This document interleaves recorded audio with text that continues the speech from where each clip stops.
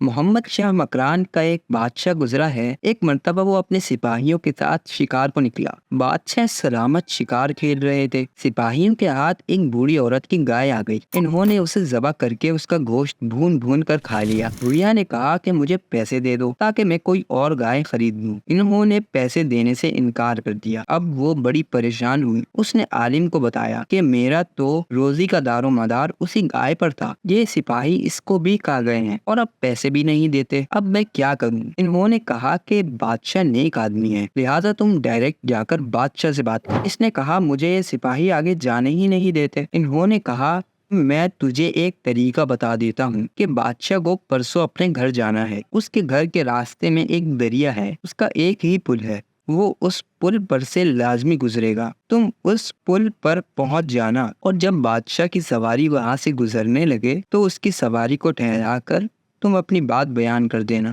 چنانچہ تیسرے دن بڑھیا وہاں پہنچ گئی۔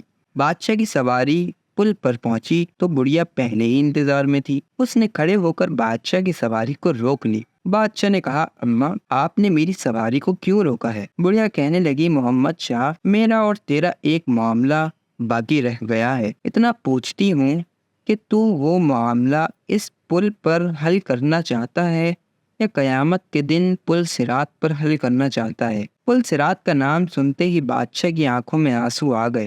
وہ نیچے اترا اور کہنے لگا اماں میں اپنی پگڑی آپ کے پاؤں پر رکھنے کے لیے بھی تیار ہوں، آپ بتائیں کہ آپ کو کیا تکلیف پہنچی ہے اور مجھے معافی دے دو، میں قیامت کے دن پل صراط پر کسی جھگڑے کا سامنا کرنے کے قابل ہی نہیں ہوں۔